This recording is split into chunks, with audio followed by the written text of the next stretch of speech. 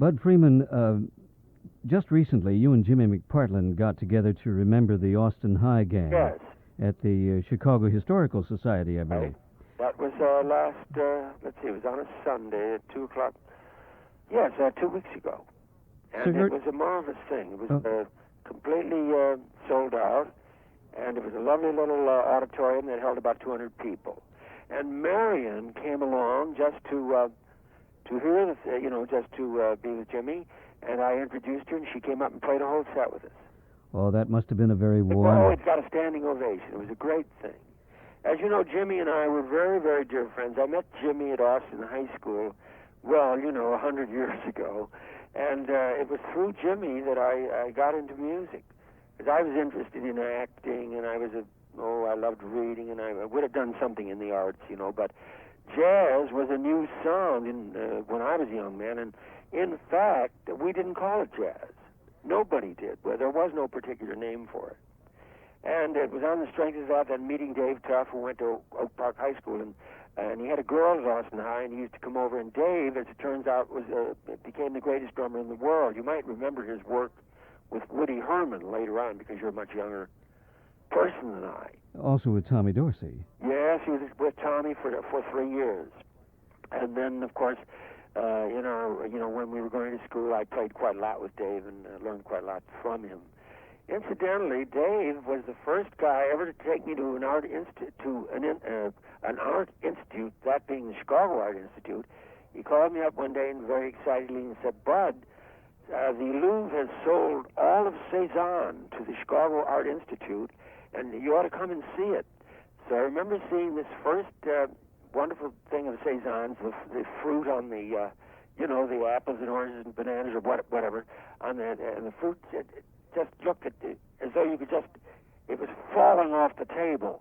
And I said to Dave, "I wish I could say something about this magnificent piece of work." And Dave said, "That's the best thing you'll ever say about it," because he thought that words didn't, in describing or defining a great artist's work were useless.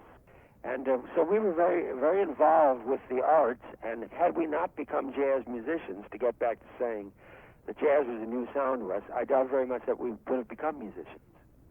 Well, it seems to me that didn't Dave have some skills in the visual arts? Oh, yes. Well, Dave, you see, I must explain. When Dave was about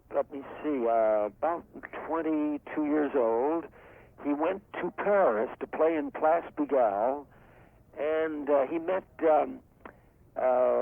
Hemingway had just left, the sun, he had written, of course, The Sun Also Rises, and he had left Paris. And F. Scott Fitzgerald took a great liking to Dave Tuff, and they used to write limericks together. I never met Hemingway or Fitzgerald, but Fitzgerald was trying to get Dave to be serious about his writing, because he thought Dave was one of the best read guys he'd ever met. And but Dave, I over-idolized all of these people, so he never really got into it until about 2 years before he died. You might have read some of his satirical pieces that he'd written for Downbeat. Do you recall having seen them? I remember seeing them pre-World War II. They were hilarious, answering these inane letters that he used to get from fans asking when to go boom. And Dave's advice to a guy, after trying to be, Dave was never rude to anybody, but he'd say, "Now you try this and you try that, and if that doesn't work, you get yourself a bottle of gin and sit. If it was a hot summer day, sit in the shade and drink it all, and maybe you'll change your mind and not want to be a drummer." Do you recall having read that? I don't recall it. It's great to hear the story retold. Yeah, he had a marvelous sense of the ridiculous. He was a truly brilliant guy.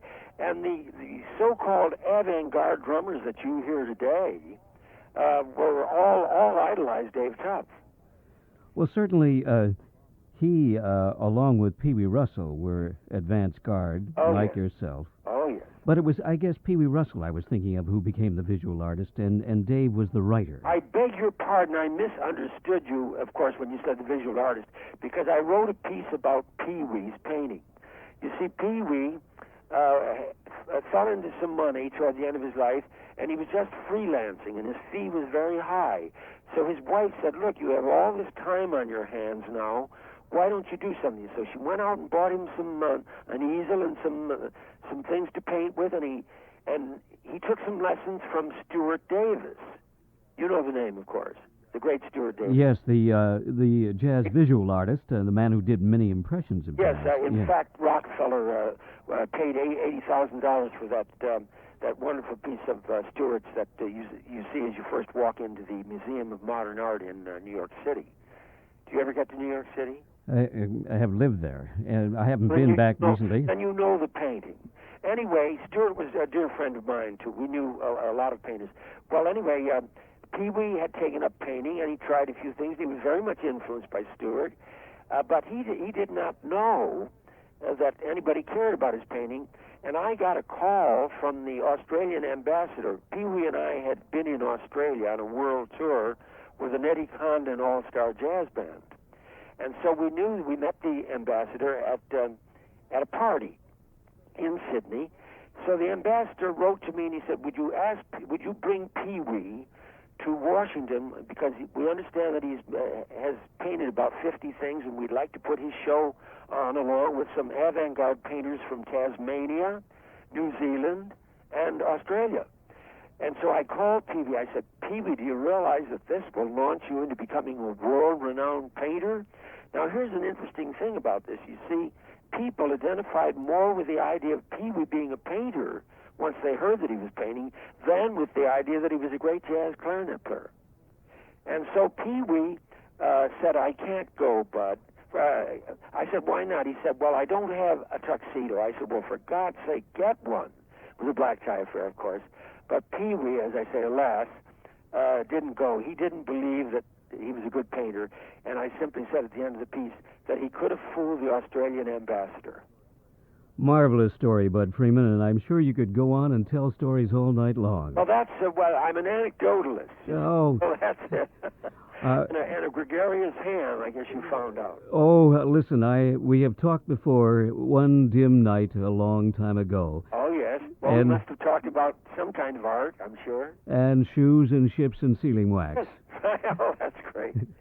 I hope I didn't bore you with all my diatribe. Once I get talking, I can't. There's no stopping me.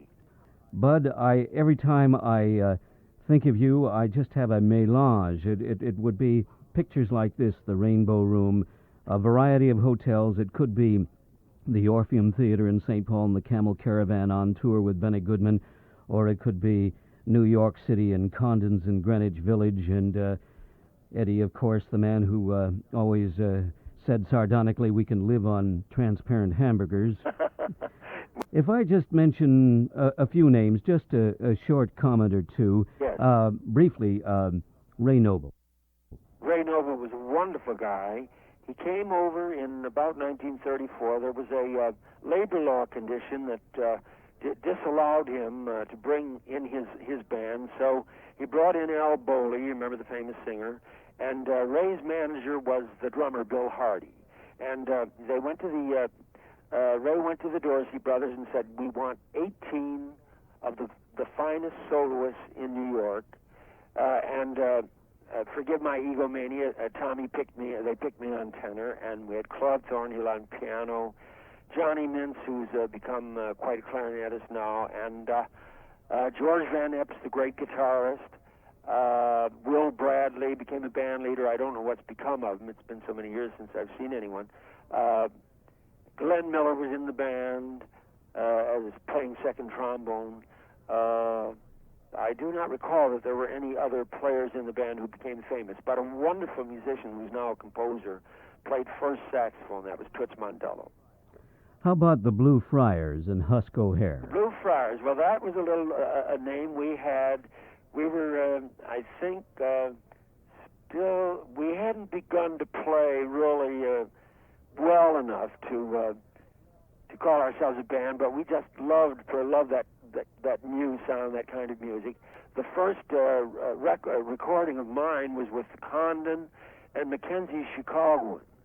And in that band were Eddie Condon, banjo, Jim Lanigan from Austin High School on the bass, who later went with the Chicago Symphony, played under Stock for 9 years.